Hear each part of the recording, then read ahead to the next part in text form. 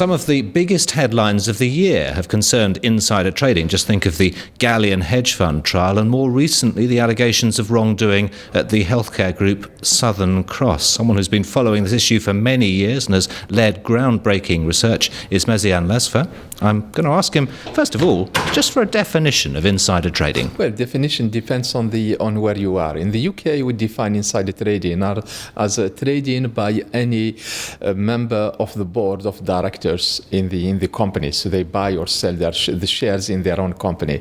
In contrast, in the US, the definition is much more broader because it includes also other external and major shareholders. Like, for example, if you are an investment banker, you can be considered as being insider of the company. Now, this is going to sound like a strange question, but I'm going to ask it anyway.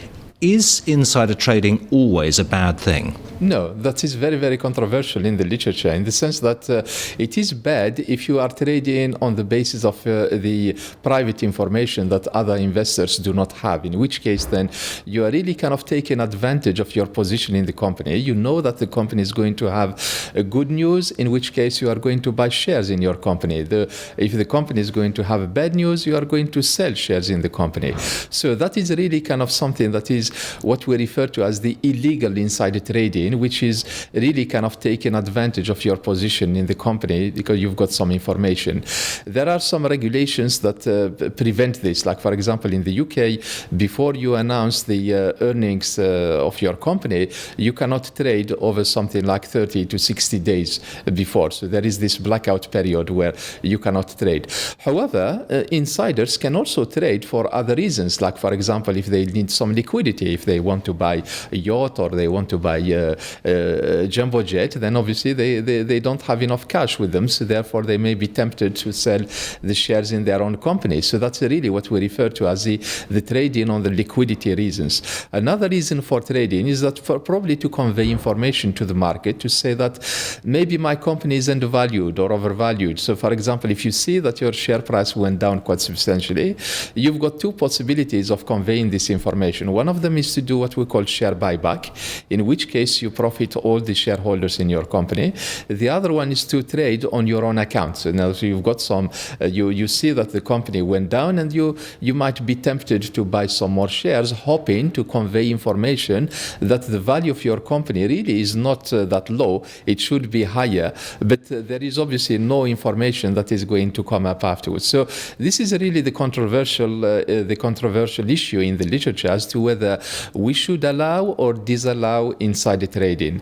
We disallow them because they are kind of not good, because they cheat and they trade on information that is not available to atomistic shareholders or other external shareholders. But on the other hand, normally they should be allowed to trade because that increases the market efficiency. So in other words, that the stock price becomes much more efficient, what we call strong form efficient, rather than currently, which is the semi-strong form efficient. So therefore, the stock price will reflect fully the information that is available publicly, but also the information that is private. The trouble, though, is perception. The perception is that insider trading, well, even if it is for reasons of liquidity, is illegal and it's wrong. That is a very good point. That's in the sense that we always tend to think about insider trading as being done for illegal reasons, and as for private information reasons. But I think the regulator takes also this into consideration, in the sense that if, for example, you are buying some shares today and in the next 6 months there is no material information that is released by the company, then there is no reason for the regulator to tell you that you are trading really on that information that you know. However, putting this practically is a bit difficult. For example, we saw the case of Southern Cross, where the managers, as reflected in the FT about 2 weeks ago, Saturday FT, the managers were it showed that the managers have really traded and took advantage of about 35 million pounds, and now we can see the problems that the company is having. So it's very difficult for the regulator to say, or for anybody outside to say really that the managers do not have the information that Southern Cross is going to have those problems something like a year ago or something like that. Now, you've been been looking at this for many years, and one of the big discoveries of your research papers is that insider trading is very widespread. That's true. In one paper that I've done, we showed that the insiders really trade. However, they do trade strategically in the sense that they choose, for example, the type of information on which they trade. We didn't find that it is widespread across all types of information.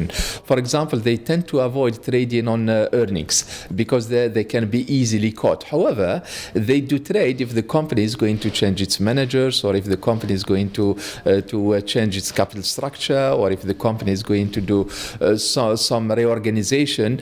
But for earnings announcements and major announcements that really affect the stock prices, they tend to avoid it. Like, for example, on mergers and acquisitions, they tend to avoid it because there is substantial increase of the share price when the announcement is made, and therefore the regulator is very, very tough on those. The regulator tend to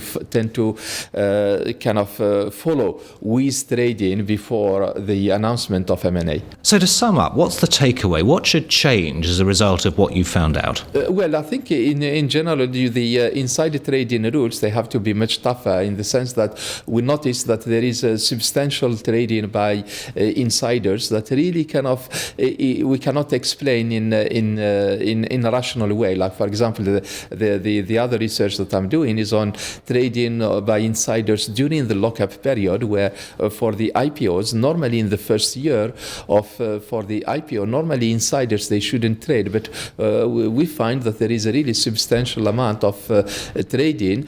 To a large extent, it is good because it is making the company, the share price, much more informative and much more efficient. However, we find that there is some trading by through information that probably other investors do not have, and therefore it's better for those insiders to trade, but at the same time to convey also the full information to the outside investors. Meziane Lasfer, thank you very much. Thank you very much. Pleasure.